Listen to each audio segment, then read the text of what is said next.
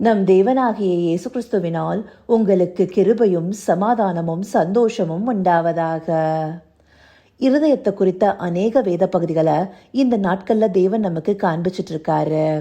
இந்த பகுதியிலெல்லாம் பார்க்கும்போது தேவன் நம்முடைய இருதயத்தின் மேல அதிக நாட்டமுள்ளவரா இருக்காருங்கிறது தெரிய வருது. ஏன்னா இந்த இருதயத்தின் மூலமாகவே நாம தேவனோடு ஐக்கியப்பட்டு இருக்க முடியும். அதனால்தான் நேற்றுக்கு நாம பார்த்த வேத பகுதியில கூட இருதயத்தில் சுத்தமுள்ளவர்கள் பாக்கியவான்கள், அவர்கள் தேவனை தரிசிப்பார்கள்னு பார்த்தோம். நம்முடைய இருதயத்துல பரிசுத்தத்தை காத்து கொள்ளும் போது தேவனை தரிசிக்க முடியும். தரிசிக்கிறதுனா என்ன? தேவனுடைய பிரசன்னத்தை உணர்ந்து கொள்ள முடியும். அப்படி என்றென்றைக்கும் தேவனோடு தொடர்புடையவர்களாக நாம இருக்கணுங்கிறத தேவன் விரும்புகிறவரா இருக்காரு. அந்தபடியா எப்படியான இருதயத்தோடு நாம தேவனை கண்டடைய முடியுங்கிறது தான் இன்றைக்கும் நாம பார்க்க போறோம். அதற்குரிய வேத பகுதி எரேமியா 29வது அதிகாரம் வசனம் 13. Jeremiah chapter 29 verse 13. உங்கள் முழு இருதயத்தோடும் என்னை தேடினீர்களானால் என்னை தேடுகையில் கண்டுபிடிப்பீர்கள். இந்த வசனம் நமக்கு தெளிவாக காண்பிக்குது, முழு இருதயத்தோடு நம்ம தேவனை தேடும் போது அவரை கண்டடைவோம்னு சொல்லி. முழு இருதயத்தோடுனா என்ன?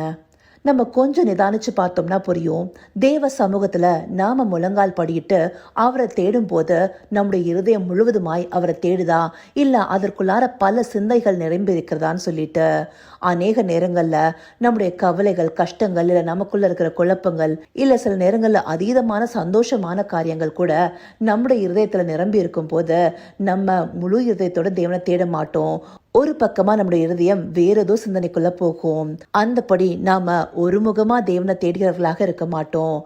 நாம முழு இருதயத்தோடு தேவனை தேடும் போதுதான் அவரை கண்டடைய முடியும்னு சொல்லிட்டு வசனத்தின் மூலமாக தெளிவா தேவன் வெளிப்படுத்துறாரு.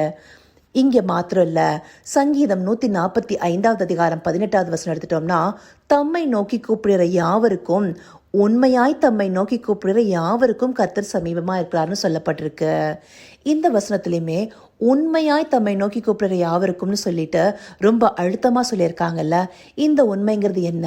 நம்முடைய முழு இருதயமும் தேவனை நோக்கி கூப்பிடுறதே உண்மையாய் அவரை நோக்கி கூப்பிடுவதாகவும். ஏன்னா நம்ம அநேக காரியங்களை நம்முடைய கவனத்தை வச்சுட்டு தேவனை நோக்கி வாயளவுல ஒரு ஜெபம் செய்யறோம்னா அது முழுமையாக அவரோட தொடர்பு கொள்கிறதா இருக்காது. தேவன் நம்முடைய முழு இருதயத்தையும் அவரிடத்துல எதிர்பார்க்கிறாரு. பிசாசானவன் இதை நல்லா அறிந்து வைத்திருக்கிறதுனால்தான் சில நேரங்கள்ல நம்மள சில கவலைகள்லையும் கஷ்டங்கள்லையும் போட்டு அமிழ்த்து வைத்து நம்மை தேவனை முழு இருதயத்தோட தேட விடாம பண்றான். இந்தப்படியான வேத வசனங்களை நாம தெளிவா அறிந்து வைத்திருந்தோமே ஆனால் இப்படி முழு இருதயத்தோட தேவனை தேடாம இருப்போமா? இந்த வேத பகுதிகளை தேவன் நமக்கு காண்பிக்கிறது எதற்காக? நம்முடைய இருதயம் அவரை சார்ந்திருக்கணும், முழு இருதயத்தோட அவரை தேடணுங்கிறத நாம அறிந்து கொள்வதற்காகவே.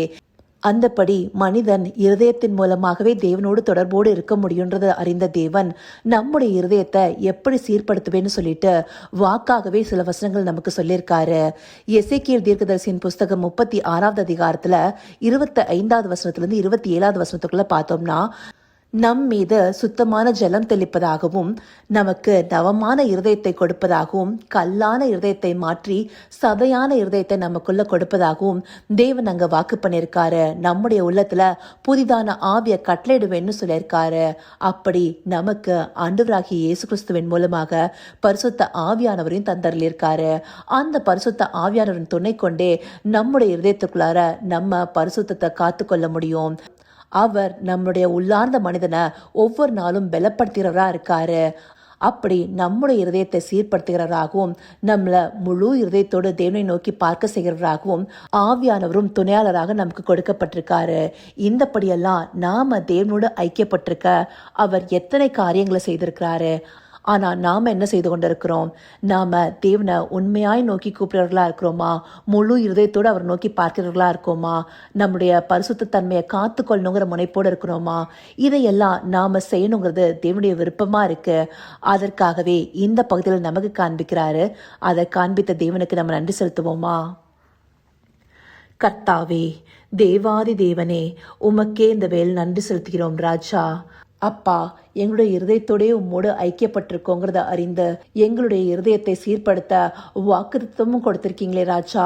அந்தபடியாய் புதிதான ஆவியை எங்களுக்குள்ள கட்டளையிட்டு அப்பா எங்களை மென்மேலும் சுத்திகரித்து உம்மோடு ஐக்கியப்படுறதற்கு எல்லா வழிகளையும் செய்து முடித்திருக்கீங்க தகப்பனே. அதற்காக உமக்கு நன்றி செலுத்துகிறோம் ராஜா.